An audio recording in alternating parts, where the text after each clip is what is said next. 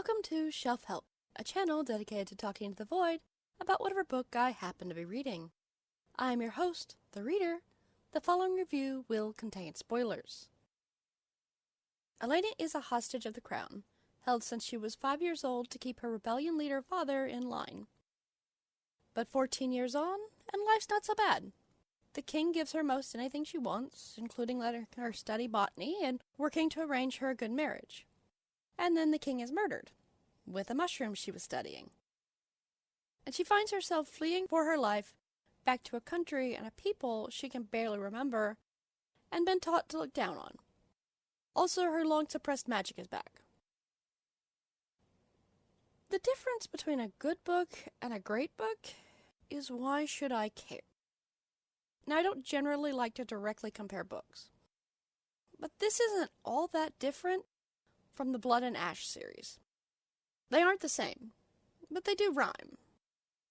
Girl held by people she comes to learn aren't who they claim to be, escapes to a better nation, learns about her magic and how it makes her super special, becomes a leader of said better nation, wants to save all the innocent people on both sides. Hell, I probably just described a dozen books. Which is kind of my point. It isn't the story you tell, it's how you tell it. But from what Blood and Ash does in 4 600-plus page books, this does in less than 400 pages. And that's the book's main problem. It is racing through its plot like it's on a deadline. Fantasy and science fiction get a lot of flack for their length. But when you're building a world from scratch, you need that high word count. If you're going to do politics and war on top of that world building, you have to sit with the setting and the people. You have to make me care. Not just about the main character and her plight, but about the hundreds of nameless NPCs that populate the world. As for the politics, there's an oddly American flavor here. By Callis traditional, the king is elected by vote of the people, and his power is tempered by the steward of the land and the mountain lords. So, elected government with 3 branches. I don't think there's a bad form of government. Just bad people who use power to their own ends. Fantasy is flushed with one true king narratives, where the king is bad because he is a bad king and who doesn't care about the people, but when the rightful king takes the throne, all will be well because reasons. It's an extension of the divine right of kings, honestly. And this is just an updated version of the same concept. If we put our king on the throne our way, he will magically be a good king. I'll just not mention that my duly elected 3-branch government is currently rolling back rights and taxing the poor to give to the rich. Don't tell me how one form of government is good or bad. It isn't how power is shaped, but how you use it. Ilana has grown up thinking that the people of Callis are poor dirt farmers who should be grateful that Paladason has brought them civilization. That her father was a rebellious traitor who arrogantly thought himself a kingmaker. Halfway through the book, having never spoken to anyone who wasn't wealthy and or a high-ranking member of the rebellion, she declares these her people and she must defend them. For example, on the ride from Paladason to her father's estate in Callis, we get her seeing one poor girl and her skinny donkey and a few beggars in a single town. That's it. She doesn't even speak to any of them. I mean, you don't have to go full Tolkien and give us a deep history of every town we never see again. But this is the time for some visuals. Show me the difference between the 2 countries. Show me the effects of unfair taxes.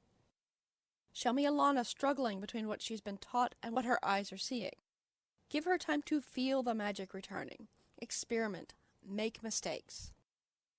Give her time to interact with other characters outside of hitting plot points or expositioning on the world. Yes, every scene must have a point, but sometimes the point is character or world building. The parents are a great example of characters who could have used more page space. Ilana has been living in the palace for 14 years. Without so much as a letter from her parents, even though her nursemaid was a co-conspirator who worked for her father from the start. She has 2 conversations, I think, with each parent. And that's all it takes for her to go full Viva la Revolution. And I have to question, why?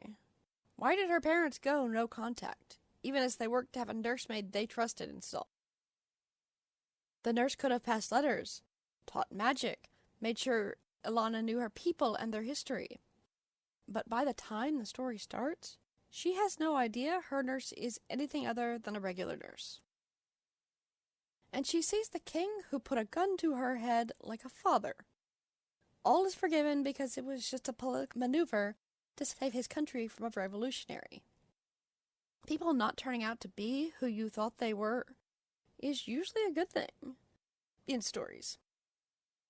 But there should be some indication that things aren't as they seem. I go back to From Blood and Ash because I just read it, and it's fresh in my mind. But Poppy and Castile had very different experiences with the Queen. Very different. Poppy has a hard time reconciling the person she knew with the person Castile described, right up until the Queen showed her true colors. All it takes for Ilana to question all she's ever known is to find out the king lied about his tax revenue. I mean, that's not good.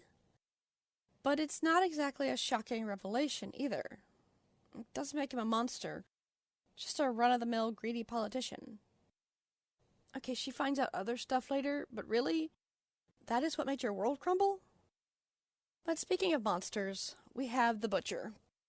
He has an actual name, but I'll be damned if I can remember it. Everyone just calls him the Butcher. He was originally part of the Revolution.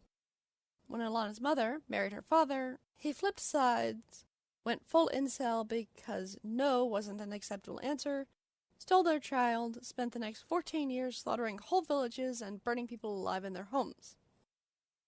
But with the death of the king, he's had a change of heart, and Ilana's mother definitely believes there's good in him. And she truly believes he wants to flip again. He has got a lot of proof for a lot of people, and do so in such a way that they don't believe him just long enough to get him alone so they can butcher the butcher. That sort of storyline on its own needs 400 pages. This goes on my 3rd shelf. It's fine. It's fine. The bones of a good story are there, but it's desperate to hit all the plot points and be done. Nothing has a chance to sit. It leaves the world feeling empty and the characters without chemistry. Thank you for your time. I know everyone's mileage will vary, so feel free to leave your thoughts.